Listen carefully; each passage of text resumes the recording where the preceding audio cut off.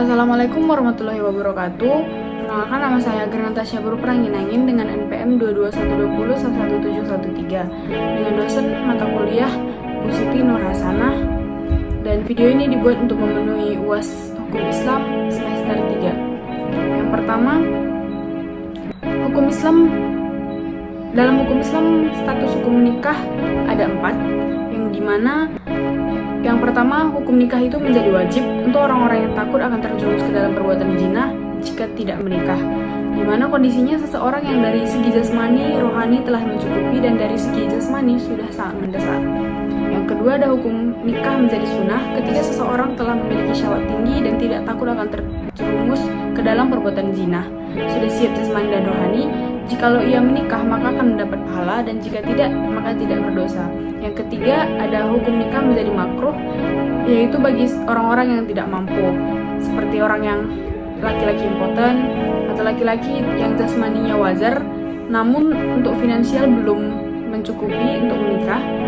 Dan jika ia tidak menikah dengan pertimbangan-pertimbangan tersebut, maka akan mendapat pahala. Yang keempat, ada hukum nikah menjadi haram, yaitu bagi orang-orang yang berada di daerah kafir yang sedang memeranginya. Laki-laki hendak menikah dengan maksud menganiaya atau mengolok istrinya, maka hukum nikahnya menjadi haram. Yang kedua, cara memperoleh hak milik menurut hukum Islam. Yang pertama, karena ijra'ul muhabbat atau memiliki benda yang boleh dimiliki, harta yang tidak masuk ke dalam hak milik yang dihormati atau memiliki seorang orang yang sah. Kedua, ada karena al-ukul atau akad, yang dimana perbuatannya itu ada 2. Yang pertama, perbuatan hukum sepihak seperti perbuatan wasiat, pemberian hadiah, hibah. Yang kedua, ada perbuatan hukum 2 pihak seperti jual beli, sewa menyewa, dan perjanjian kerja. Yang ketiga, ada karena khalafiyah atau bertempatnya seseorang atau seseorang yang baru di tempat yang telah lama hilang pada berbagai macam hak. Yang keempat, karena at-tawaluh minak mamluk, yang dimana hak yang tidak dapat diganggu gugat dan merupakan dasar-dasar yang telah ditetapkan. Yang ketiga, ada aktivitas hukum Islam dan tujuannya. Tujuannya adalah nilai-nilai kesejahteraan ekonomi dengan berpegang pada moral, persaudaraan, keadilan, kesetaraan distribusi pendapatan, kebebasan individu dalam konteks kesejahteraan sosial.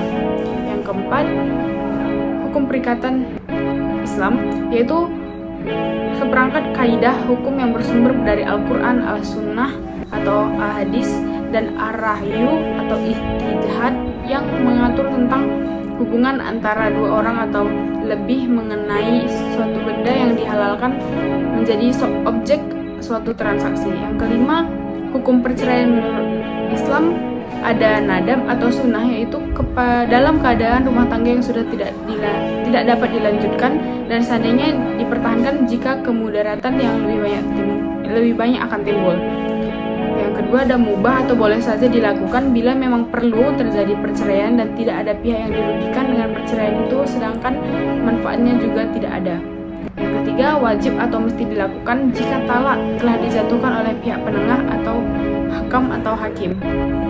Yang keempat, ada haram, yaitu perceraian itu dilakukan dengan tanpa alasan, sedangkan istri dalam keadaan haid atau suci yang dalam masa itu telah digauli. Sekian dari saya, jika ada salah kata mohon maaf. Terima kasih.